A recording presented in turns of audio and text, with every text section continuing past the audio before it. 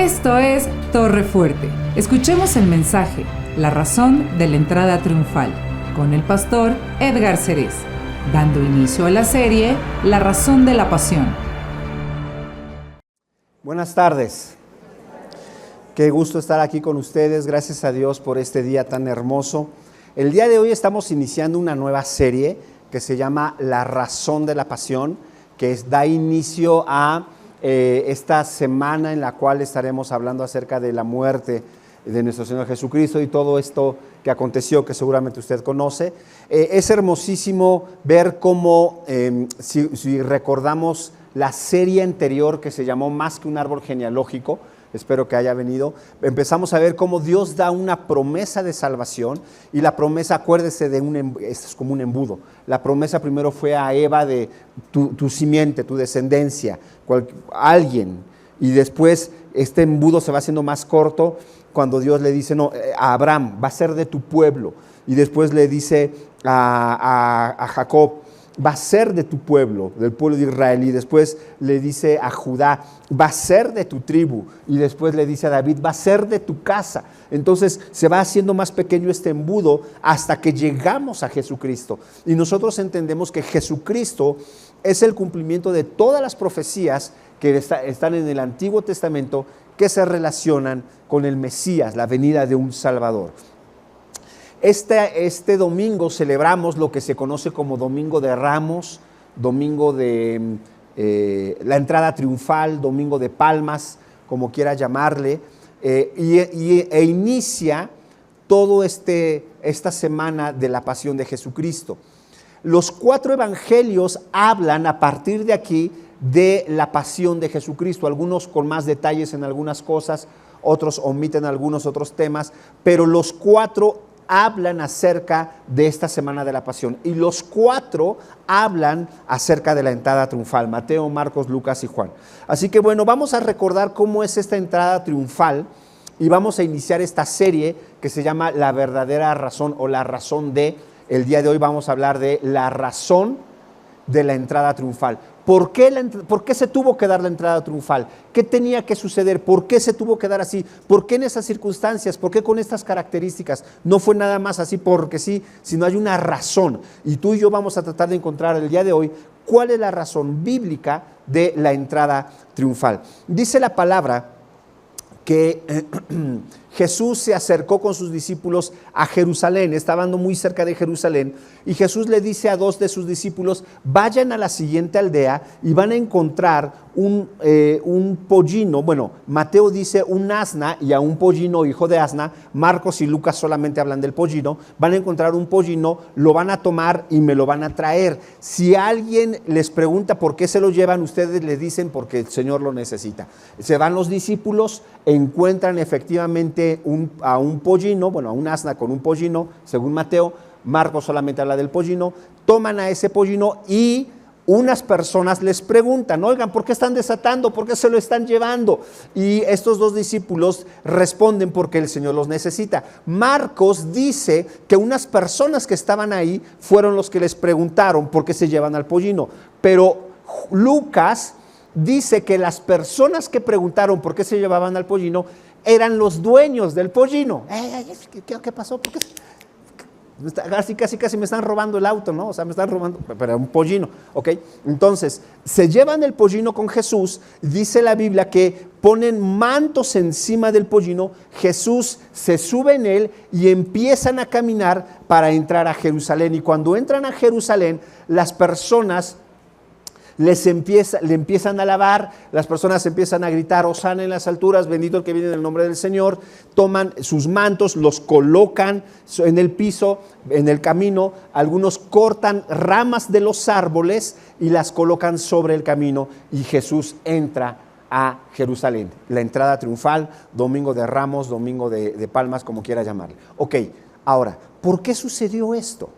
Esto es Mateo y Juan son los únicos que hacen referencia a una profecía, la profecía de Zacarías. Mateo en más de 15 ocasiones en su libro utiliza una frase y esta frase es, y esto sucedió para que se cumpliese lo dicho por el profeta tal cuando dijo tal.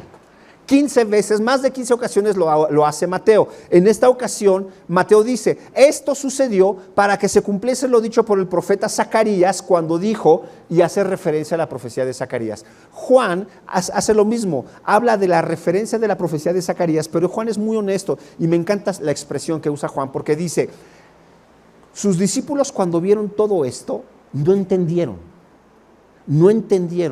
pero tiempo después, cuando Jesús fue glorificado, comprendieron lo que había sucedido y recordaron lo que había sucedido y recordaron las palabras proféticas. O sea, en ese momento no habían entendido qué había sucedido. ¿Cómo es que Jesús le dio cumplimiento a esta profecía de Zacarías, capítulo 9, y por qué era importante? Acompáñeme, por favor. Vamos a estudiar juntos el libro de Zacarías. Acompáñeme a Zacarías, capítulo 9. Si todavía no maneja muy bien su Biblia, es el penúltimo libro del Antiguo Testamento. Ahí lo va a encontrar. Zacarías, capítulo 9. Voy a leer los versículos 9 y 10. Ojalá tenga oportunidad de leer del 9 al 17 en otra ocasión cuando esté en casa, porque esa es toda la profecía. Toda la profecía es del 9 al 17. Ahorita solamente vamos a leer 9 y 10. Dice así: alégrate mucho, hija de Sión, da voces de júbilo, hija de Jerusalén. He aquí tu rey vendrá a ti, justo y salvador, humilde y cabalgando sobre un asno, sobre un pollino, hijo de asna. Y de Efraín destruiré los carros y los caballos de Jerusalén, y los arcos de guerra serán quebrados, y hablará paz a las naciones, y su señorío será de mar a mar, y desde el río hasta los fines de la tierra. ¿Cómo es que Jesucristo le dio cumplimiento a esta profecía a través de la entrada triunfal? ¿Y por qué se tenía que dar así? Y eso es lo que quiero compartir contigo. Hay algunas personas, hay una corriente que se le llama la corriente de la alta crítica, que dicen, obviamente están en contra de la obra de Jesucristo, de la fe en Jesucristo, y dicen que Jesús manipuló la situación. O sea, Jesús sabía que la profecía decía que tenía que entrar cabalgando en un pollino. Por eso Jesús mandó por un pollino para entrar, para decirse a sí mismo que él era el Cristo. Bueno, eso es demasiado básico, ¿no? O sea, ¿cuántas personas crees tú que hayan entrado en la época de Jesús a Jerusalén cabalgando en un pollino? O sea, no por eso ya lo hacía el Mesías. Había muchos otros aspectos que se tenían que cumplir, muchas otras partes de la profecía, y es lo que vamos a estudiar el día de hoy. Vamos a ver cómo Jesús cumplió cada uno de estos puntos de la profecía y cómo se aplican a nosotros. Versículo 9, otra vez, Zacarías capítulo 9, versículo 9. Número 1, alégrate mucho, hija de Sión, da voces de júbilo, hija de Jerusalén. Primera parte, cada vez, entre paréntesis, cada vez que tú leas la Biblia y que hace referencia a hija de Sión, o hija de Jerusalén, no siempre, en ocasiones sí, pero no siempre se refiere a las mujeres, o no se está refiriendo a las doncellas. Cuando dice hija de Sión o hija de Jerusalén, la mayoría de las veces ¿a quién se refiere? Al pueblo. El pueblo de Israel, que habitaba Israel, se le llama hija de Sión o hija de Jerusalén. De tal manera que cuando la profecía decía, alégrate, oh hija de Sión, nos estaba diciendo, ¿quién se va a alegrar con la entrada triunfal? El pueblo. El pueblo se va a alegrar cuando vean a Jesús entrar. Primera característica de la profecía, tiene que haber una respuesta de parte del pueblo. Y esta respuesta tiene que ser con júbilo y con alegría. Y vemos que eso fue lo que sucedió. Dice la Biblia que Jesús entró y que toda la gente le recibió. Para que tengamos más o menos una conciencia y entendimiento, el pueblo judío, había ciertas fiestas que de manera obligatoria, por lo menos una vez en tu vida, si te era posible, tenías que ir a Jerusalén. Una de esas era la Pascua. Aquí nosotros entendemos que se estaba celebrando la fiesta de la Pascua. Ya había iniciado la celebración de la fiesta de la Pascua, de tal manera que en Jerusalén había muchísima gente. O sea, estaba, como decimos nosotros, a reventar. Insisto, como un 15 de septiembre en el Zócalo de Puebla. A lo mejor si usted es de la Ciudad de México y dice, ay Edgar, tú no has vivido, vete a la Ciudad de México, allá sí sí se llena sabroso. O sea, ahí sí, cuando de repente te das cuenta, ya estás en el Metro Observatorio, dices, ¿y ahora cómo llegué acá? Nada más me empujaron, ni sé dónde está el Metro Observatorio, pero se me ocurrió ahorita. Ok. Bueno, así estaba Jerusalén, llenísimo, llenísimo. Había muchas personas. Y Juan dice que mucha gente fue a Jerusalén porque era la fiesta de la Pascua, pero también muchos fueron porque querían conocer a Jesús. ¿Por qué? Porque sabían que había resucitado a Lázaro. Oye, ¿supiste que hay un hombre que resucita? ¿Cómo que sí? Pues vamos, aprovechamos que tenemos que ir por la fiesta de la Pascua y sirve que lo conocemos, va. Entonces fueron y había un gran júbilo. Eso sí no lo puedes controlar. Eso era un cumplimiento profético, que la gente, cuando llegó Jesús y lo vieron entrar a la ciudad de Jerusalén, lo empezaron a alabar, lo empezaron a glorificar, empezaron a exaltar su nombre. Y eso es algo que tú no podías controlar. De hecho, si tú me acompañas, no pierdas Zacarías, por favor, pero si me acompañas a Lucas capítulo 19, rápidamente. Lucas 19 es la otra porción en donde está la narrativa de la entrada triunfal. Lucas capítulo 19, cuando Jesús está entrando, dice el versículo 39, entonces algunos de los fariseos de entre la multitud le dijeron, Maestro, reprende a tus discípulos. ¿Por qué quería que lo reprendiera? Porque lo estaban alabando, lo estaban adorando, lo estaban reconociendo. En el versículo 40, entonces Jesús les respondió, os digo que si estos callaran, las piedras clamarían. ¿Qué es lo que está tratando de decir Jesús? Es imposible que los detenga. No solamente es imposible, no los voy a detener. ¿Por qué? Porque están cumpliendo una profecía. Aun si ellos no lo hicieran, con tal de cumplir la profecía, las piedras mismas lo harían. Pero tengo que ser recibido en alabanza, en júbilo, en gozo de parte del pueblo. Jesús entendía lo que estaba sucediendo, los fariseos no. Por eso le dicen a Jesús, diles que se callen. Pero Jesús les dice, no les voy a decir que se callen. Entonces, si regresamos nosotros a Zacarías capítulo 9, vemos, voy a leer otra vez, alégrate mucho, hija de Sión, da voces de júbilo, hija de Jerusalén. Si tuviéramos un checklist, le pondríamos palomita, ¿no? O sea, sí, el pueblo lo recibió con alegría, el pueblo lo recibió con regocijo, el pueblo lo recibió con júbilo, y eso no lo puedes controlar. Jesús estaba cumpliendo la profecía. Segunda característica de la profecía, dice, he aquí tu rey vendrá a ti. Jesús fue recibido con alegría y con júbilo, pero no nada más eso. Jesús fue recibido como rey. ¿Te acuerdas que te dije que mucha gente, dice Juan, mucha gente estaba ahí porque querían verlo, porque había sanado había resucitado a Lázaro, gracias, había resucitado a Lázaro? ¿Qué era lo normal? Que cuando llegaran le dijeran, Jesús, tú eres el sanador. Pero no le dijeron eso. ¿Qué fue lo que empezó a gritar la gente? La gente decía, Hosana, como cantamos hace un momento. ¿Qué significa la palabra Hosana? Salvación. Contesté antes de que usted contestara, perdón, yo sé que ya se lo sabía, pero bueno, Hosana significa salvación, de tal manera que cuando la gente gritaba, Hosana en las alturas, Hosana al Hijo de David, ¿qué es lo que estaba queriendo decir? Tú, Jesús, que estás entrando, tú eres nuestra salvación, tú nos vas a salvar. No lo recibieron como sanador, no lo recibieron como profeta, no lo recibieron como sacerdote, aunque algunos dijeron, ¿quién es este hombre? Y respondieron, es un profeta, pero no lo recibieron así, lo recibieron como rey.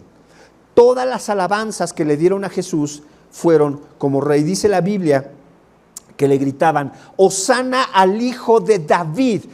¿Qué significa esto de Hosana al Hijo de David? O sea, la salvación va a venir de parte de ti y yo sé que tú eres hijo de David. ¿Qué implica esto, hijo de David? Es como cuando usted lee estas revistas del Jet Set, la revista Hola, no me diga que no se la han, por favor, no, que no la ha leído, por lo menos así de pasadita.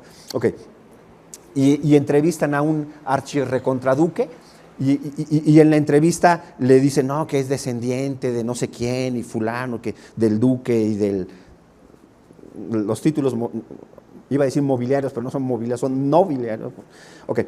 Y dentro de esos le dicen, yo soy heredero al trono. ¡Wow! pero soy heredero al trono en el lugar 950. O sea, es decir, hay 950 personas antes que yo que tienen derecho al trono. Híjole, a lo mejor todos aquí en México le diríamos, ay, compadre, pues no eres nada, ¿no? Pero él va a decir, no, ¿cómo no soy nada? Pues soy algo, o sea, 950, pero pues corre sangre real por mis venas. Bueno, cuando le estaban diciendo a Jesús, Hosana al Hijo de David, tú eres el Hijo de David, es justo eso, le estaban diciendo, nosotros reconocemos que si en este momento Roma como imperio es quitado y es colocado una monarquía en Israel, el que tendría el derecho de ocupar el reino, el que tendría derecho de ser rey eres tú. ¿Por qué? Porque tú eres descendiente de David. Es lo que estaba diciendo el pueblo. Tiene una implicación muy fuerte. Tiene una implicación muy más allá nada más de una alabanza. Estaban reconociendo, yo reconozco que tú eres descendiente de David. Bendito el que viene en el nombre del Señor. Marcos dice que gritaban, bendito el que viene en el nombre del Señor y en el nombre de nuestro Padre David, reconociendo, tú, Jesús, eres descendiente de David. Juan va más allá y dice que gritaban y decían, bendito el que viene en el nombre del Señor, Rey de Israel. ¡Wow! Lo estaban recibiendo como rey. Y dice la Biblia que colocaron sus mantos y los pusieron en el camino y cortaban palmas y las colocaban en el camino. ¿Para qué? Porque esa era la forma en que se recibía a un rey. A nadie nunca más se le recibía de esa manera, solamente a los reyes. El pueblo estaba reconociendo que era rey. Ahora, ¿esto qué implica? Que es probable que la gente pensara que Jesús los iba a salvar, pero los iba a salvar a través de la imposición de un reino terrenal, y no lo habían entendido. No es a través de la imposición de un reino terrenal, fue a través del establecimiento de un reino espiritual, fue a través de una salvación espiritual, pero la gente lo estaba entendiendo. La gente entendía, este hombre que está llegando es rey. Jesús fue recibido como rey. Déjame avanzar, por favor, estamos en el versículo 9. He aquí tu rey vendrá. Jesús tuvo un recibimiento de rey, por eso se tenía que hacer así, por eso se tenía que hacer con palmas, con mantos, etc. Tu rey vendrá a ti. Y luego dice, justo y salvador. Déjame explicar este concepto de justo y salvador.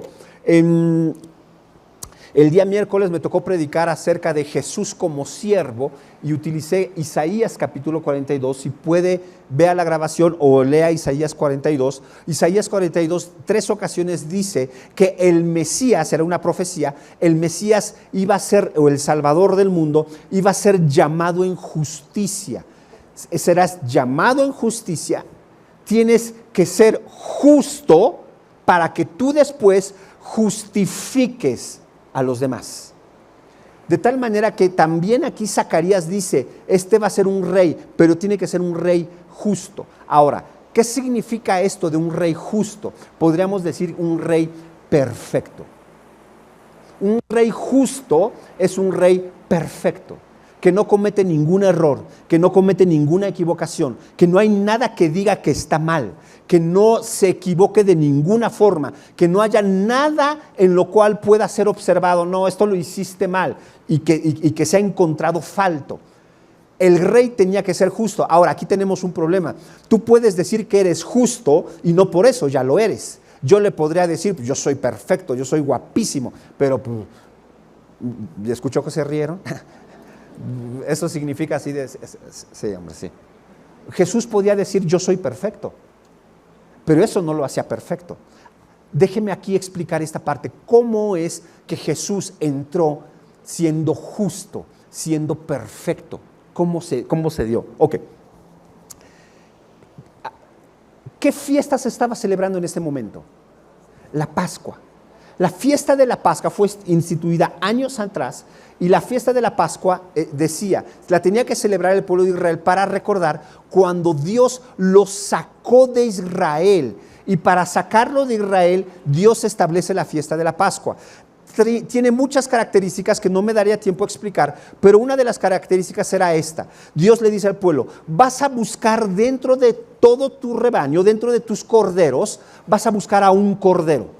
a un cordero que tú creas que es perfecto, un cordero que tú creas que no tiene mancha, un cordero que tú creas que es el mejor que tú tienes, que es perfecto. Lo vas a tomar, lo vas a separar y lo vas a estar observando durante 4 días. Durante esos 4 días tú tienes que comprobar que realmente no hay imperfección en él, que es totalmente perfecto, que no hay ninguna mancha en él. Y cuando tú te des cuenta en esos 4 días que es perfecto, entonces al 5.º día lo vas a sacrificar y con la sangre vas a hacer un ritual, que en ese caso el ritual era poner la sangre en los dinteles de la puerta, y entonces el ángel del Señor, cuando pase, pasará de largo. Por eso se llama Pascua. Pascua viene de pasaj, que significa pasar de largo. El ángel de Dios, el juicio de Dios, pasó de largo de las puertas en donde estaba la sangre. Ok. De tal manera que la gente entendía que nosotros fuimos salvados cuando el ángel del Señor pasó de largo de mi casa. Ay, Dios mío, ¿fue porque yo me porté bien? No, fue porque la sangre del cordero hizo que la ira de Dios pasara de largo. ¿Ok? Bueno, esto sucede en la Pascua.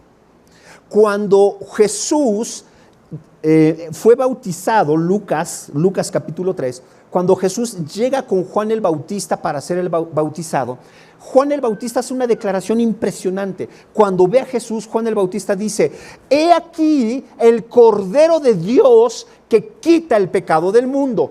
Toda la gente entendió, si tú eras judío, entendías cuál era la implicación de la declaración de Juan el Bautista. Cuando dice: he aquí el Cordero de Dios que quita, un cordero de parte de Dios que quita el pecado, solamente hay uno, el Cordero de la Pascua.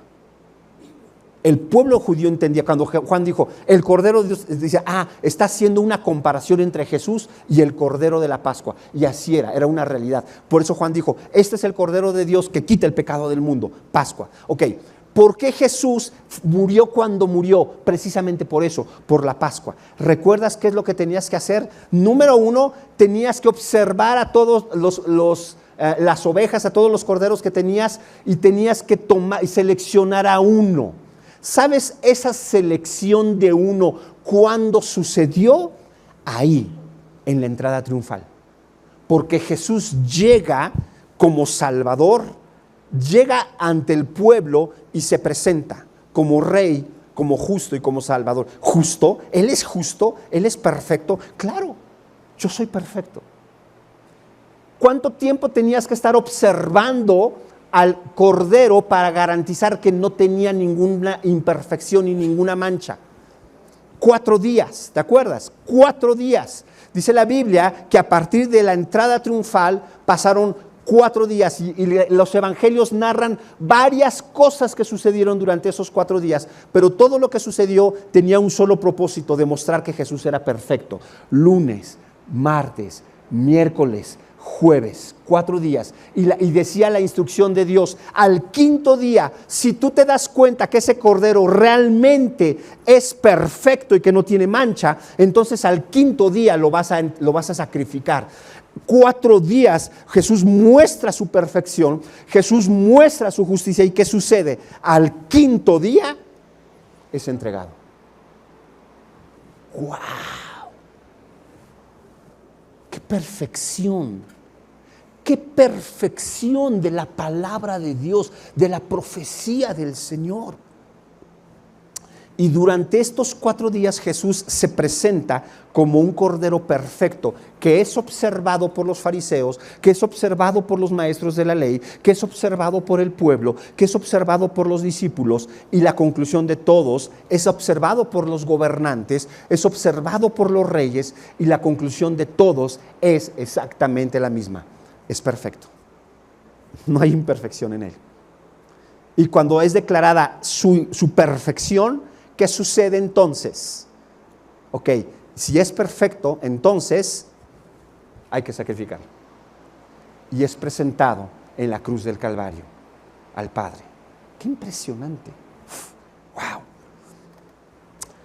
Y ahí viene el tema de la salvación, porque dice Isaías capítulo 53, versículo 11, que por su justicia el siervo justo justificará a muchos. Regreso a Zacarías capítulo 9. Entonces dice la Biblia: he aquí tu rey, ya lo vimos, vendrá a ti justo y salvador, ya lo vimos, humilde. Ahora, déjame explicar este tema de humilde.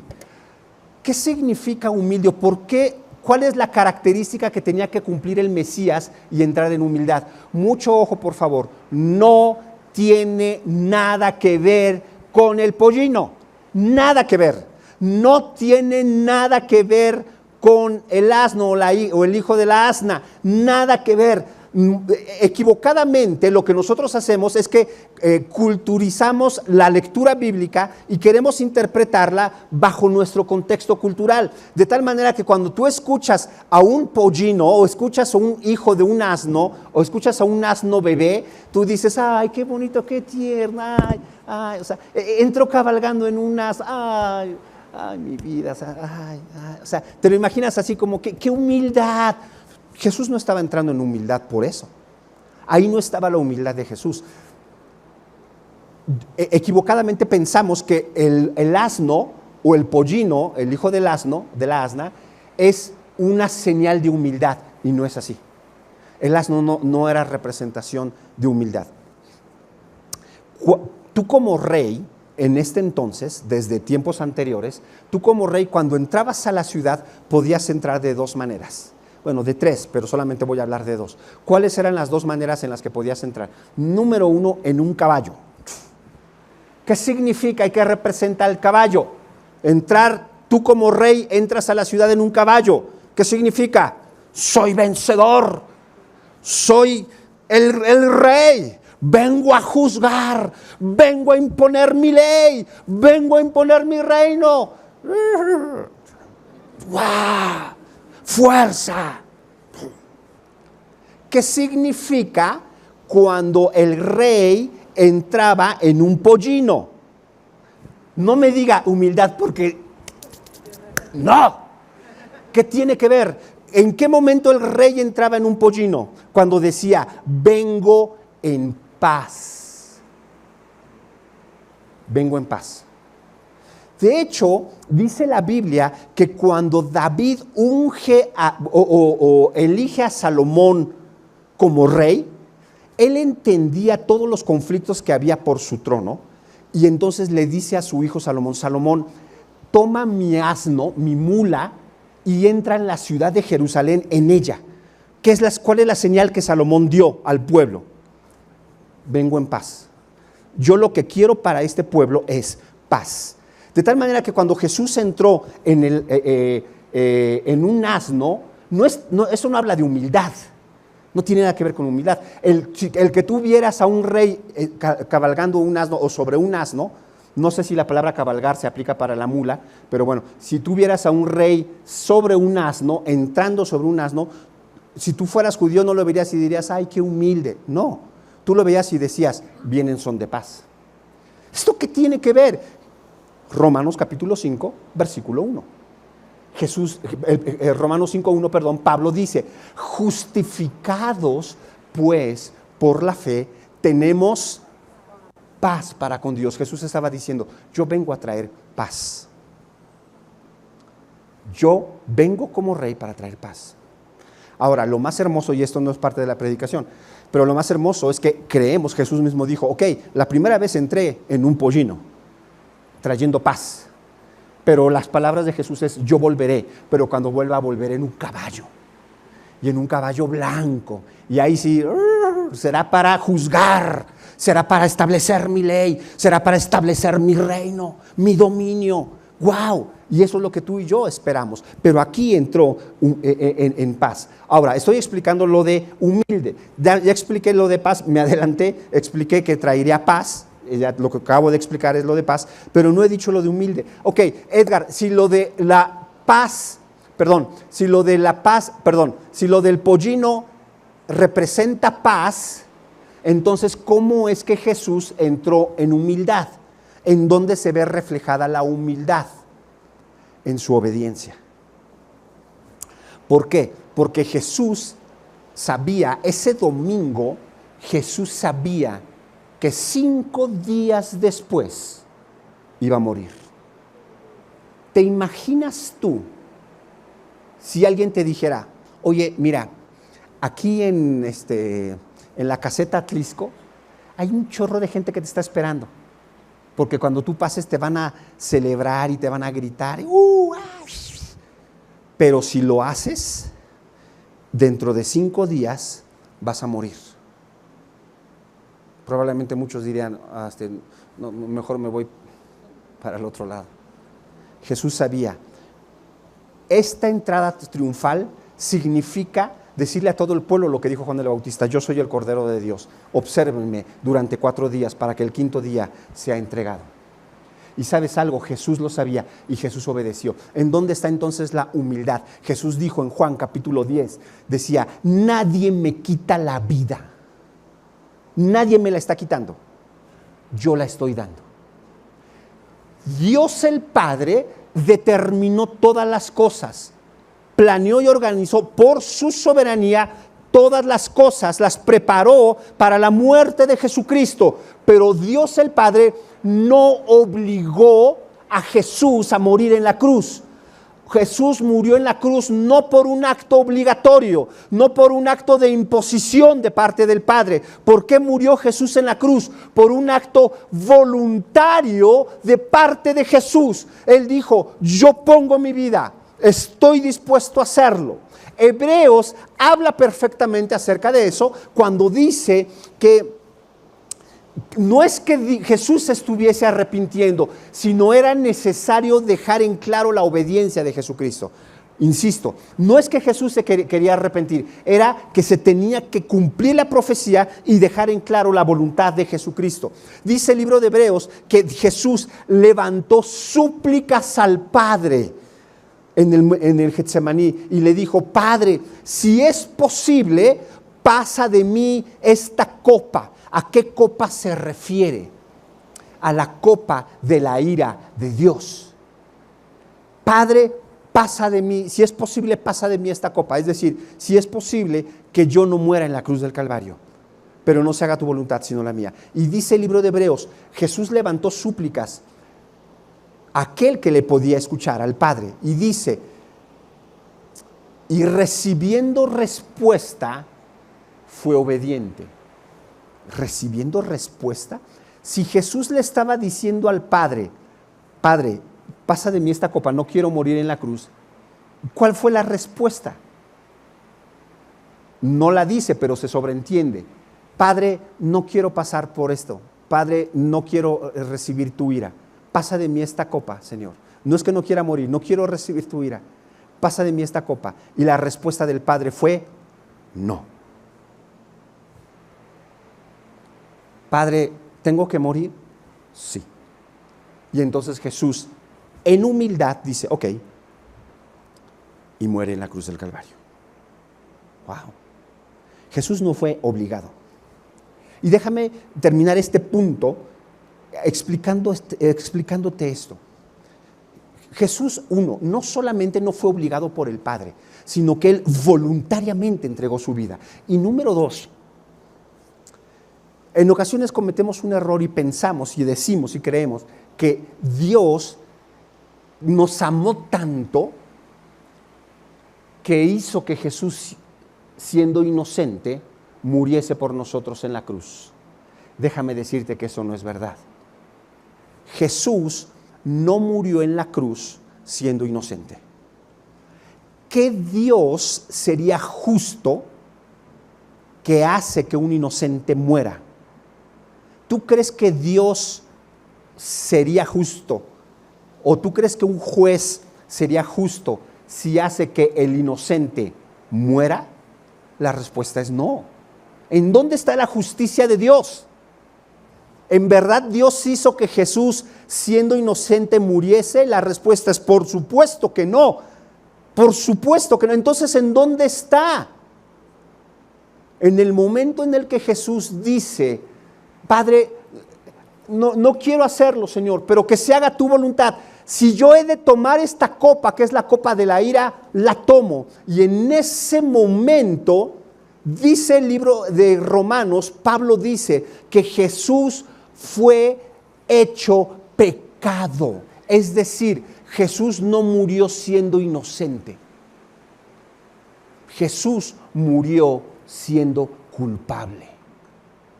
Caray, espérame, tú me acabas de decir que durante 5 días lo observaron y era perfecto. Claro, era perfecto, pero en el momento en el que dijo, tomo la copa de la ira, en ese momento mis pecados y tus pecados fueron colocados sobre él. Y la culpabilidad, la señal, el juicio que era sobre mí fue puesto sobre Jesucristo, de tal manera que Jesús dice, sí, soy pecador, soy culpable, porque el Padre me hizo pecado para que tú seas salvo de la ira, para que tú tengas una relación de paz con Él.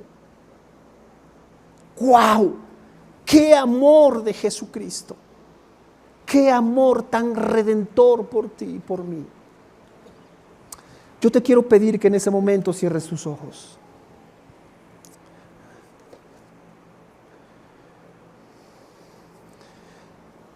Quiero hacer una oración, pero antes de hacer esta oración, al final de la entrada triunfal, Jesús, dice la Biblia en el libro de Lucas, que Jesús observó la ciudad y dijo, Jerusalén, ¿cómo es posible que no hayas entendido el día de tu visitación?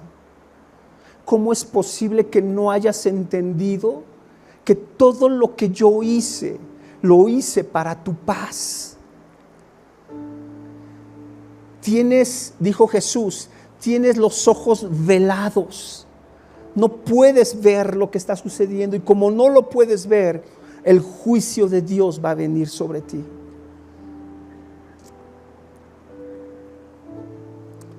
Probablemente tú has tenido los ojos velados mucho tiempo.